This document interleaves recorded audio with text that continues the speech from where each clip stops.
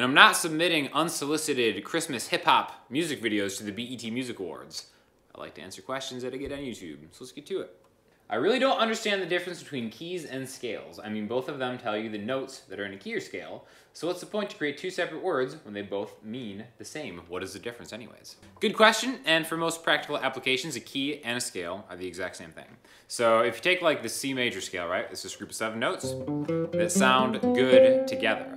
Now that can also be the A minor scale, same order, same 7 notes as starting on an A, right? So a scale is the group of notes, kind of in order, that you're using. Now, what a key will do, where it's kind of like slightly different, is a key is going to tell you where the resolve is in a song. So that's why you can use those same notes. You could be like, I'm in the key of A minor. That means the tonal center is kind of, you know, you'll end on an A minor. Like something that starts with an A minor, and then maybe goes C, F, A minor, will end on an A minor. So that would be considered being like in the key of A minor.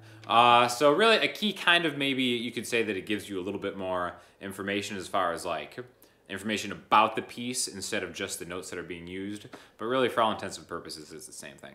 Do you ever consider playing slide or doing a lesson on it using open G tuning or something?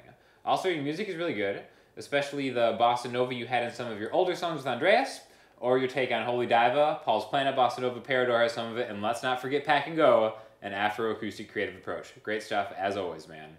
Did I choose this question simply because it complimented me on some of my music? Of course not. I wouldn't always do that. In fact, I think one of my resolutions this year is going to be to try to get nasty at slide guitar. I really don't know a whole lot about slide guitar other than just kind of like really, you know, just kind of messing around with open G a little bit. But it is pretty cool, and that is going to be one of my goals. I would really probably do an awful video on slide guitar right now just because I really have no skills at it. But you know, get your open G stuff ready because there's gonna be some slide coming in 2018.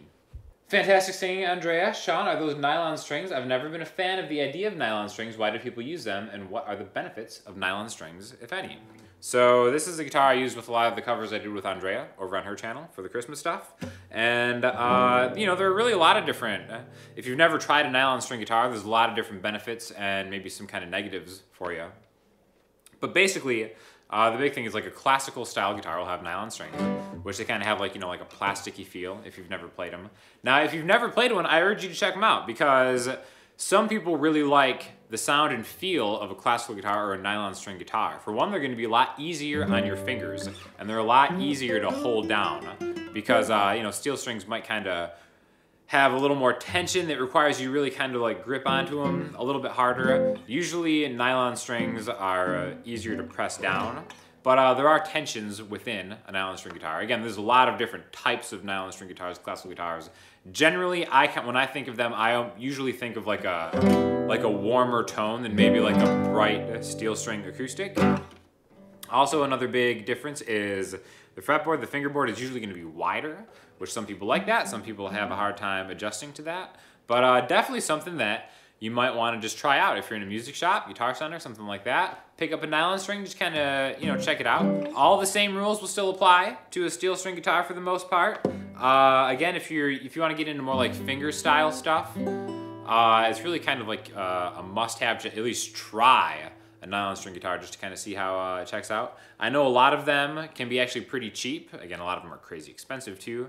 But I've actually seen some decent beginner nylon string guitars for like 150 bucks at a Guitar Center and stuff like that. So definitely, I love this. This is a Cordoba, what is it, C7, and it's really fantastic. It's got a cool tone. I'm a big fan of it. So, you know, that's just kind of like some of the advantages are some pieces are easier to play, much different tone and feel to it, and the neck is going to be wider, again, in most cases. So really, like I said, check one out. Saw a wine bottle on your counter. Hope someone enjoyed that since you won't. What was your best Christmas gift of the year? Has to be something tangible. So I guess that eliminates the love from the subscribers, which is always number one on my Christmas gift.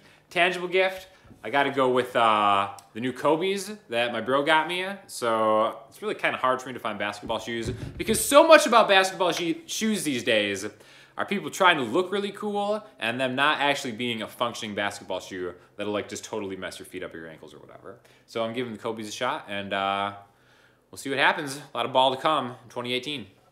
This has got to be the gayest version of the song I've ever seen. Slash would crap his pants if he saw this.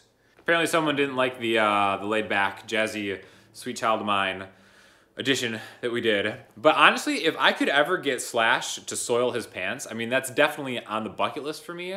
And I don't know if a lot of people have made that happen, but now that I know it's in the realm of possibility, I'm going hard for that. Again, theme of this video is 2018. Thoughts on the Allman Brothers. You know what? I actually have thoughts on the Allman Brothers, and my thoughts are that they are awesome, and I think actually kind of underappreciated nowadays. And I know that might sound weird because, you know, Allman Brothers are a huge band, but when it comes to like a lot of my students that are maybe like in high school or younger than that, they all know who Leonard Skinner is, but none of them know who the Allman Brothers are. And to me, those two are always kind of like neck and neck and just like the best Southern rock ever written. So I'm a huge Allman Brothers fan, and sadly, for whatever reason, it seems like the younger generations are not getting into them as much. I think I kind of blame Sweet Home Alabama for that, just because Sweet Home Alabama is kind of like a juggernaut that just will probably keep Skinner relevant for all of time. I don't know, maybe there's more to it than that. But also, I live in Sarasota, Florida, and that's actually kind of like an Allman Brothers town because Greg Allman lived here forever, and I think a lot of the guys had houses here, and a lot of the local musicians have actually had an opportunity to like jam out with like Dickie Betts and some of the other guys in the band. So, really cool band. I didn't get into them until I was like in my early 20s, but as soon as I heard Whip and Post, I was like, I'm all in on this band. Really, really fantastic.